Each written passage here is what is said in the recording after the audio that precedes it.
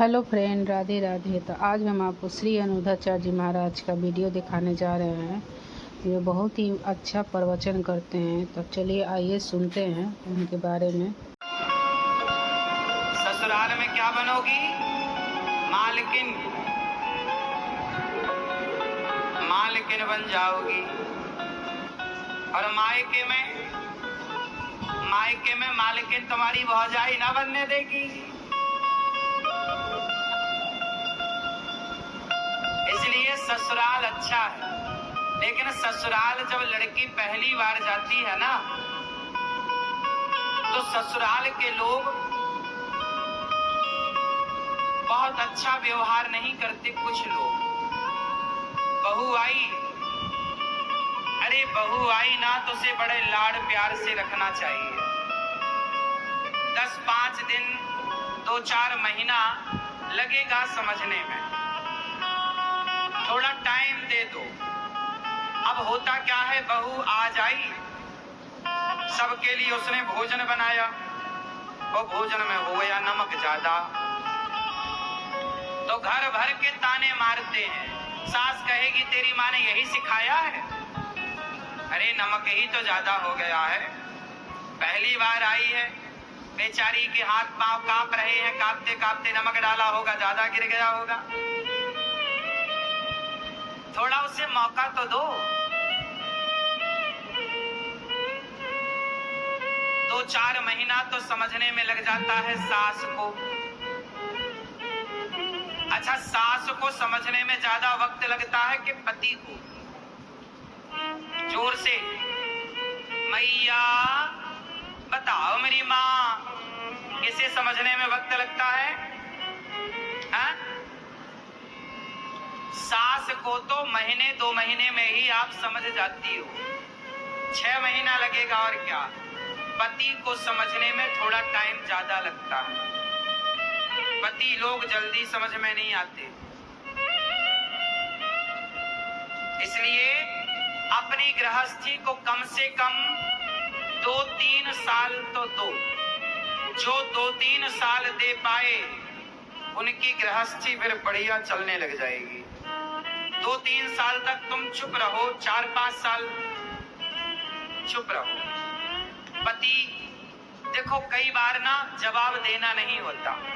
सास हमारी माँ है, ससुर हमारा बाप है, गलती हो रही है तो चुप रह लो, वो कुछ बोल रहे हैं सुन लो।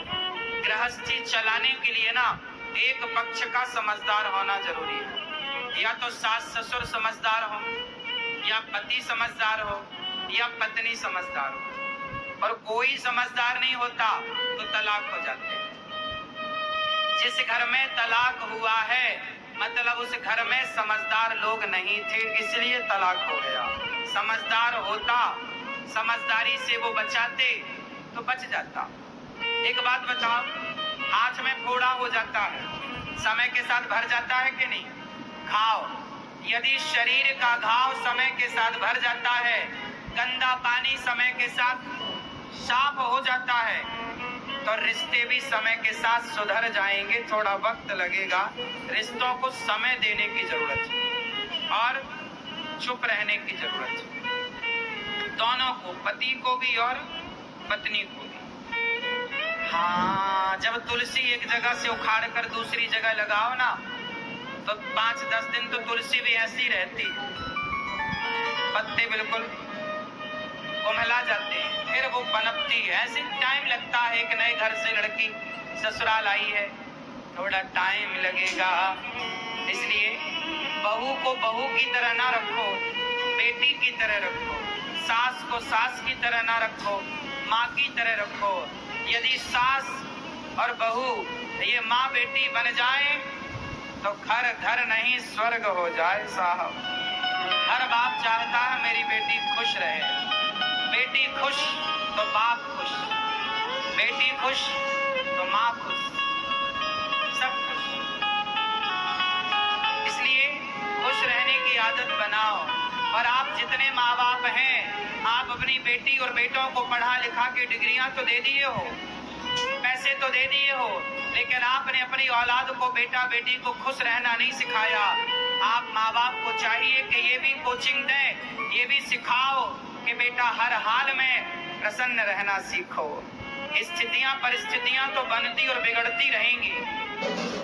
परिस्थितियां सदा एक सी ना राम की रही ना सीता की रही, ना आपकी होंगी ना हमारी होंगी। परिस्थितियां तो बनती बिगड़ती, कभी अच्छा तो कभी बुरा, कभी सूखा तो कभी गीला, कभी अमीरी तो कभी गरीबी, कभी कैसा तो कभी, ये सारी जिंदगी चलेगा। पर हर हाल में जो प्रसन्न रहता है वही कामयाब है, वही सफल है।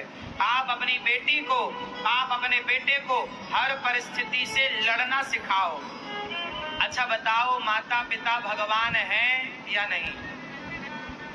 सच्ची बताओ, आपने महसूस जितना किया हो उतना बताना। माँ बाप को भगवान कहना सही है या गलत? उत्तर दो। सही है? तो आज यदि माँ बाप को भगवान कहना सही है तो स्कूलों में क्यों नहीं बताया जा रहा है कि बेटा मातृदेवो भव, मातृदेवो भव, पितृदेवो भव का पाठ बच्चों को स्कूलों में क्यों नहीं पढ़ाया जा रहा? क्या स्कूलों में इस पाठ की जरूरत नहीं है? काश ये पाठ बच्चों को स्कूलों में पढ़ाया जाता कि माता भगवान होती है तो कोई बेटा कभी अपनी माँ को वृद्धाश्रम ना भेजता।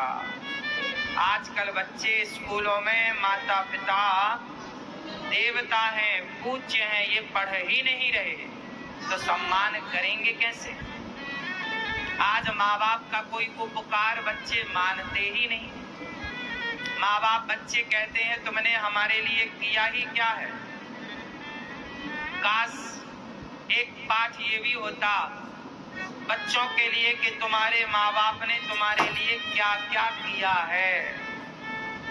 यदि क्या क्या किया है माँ बाप ने, बच्चों को ये पाठ 8वीं क्लास से पढ़ाया जाए।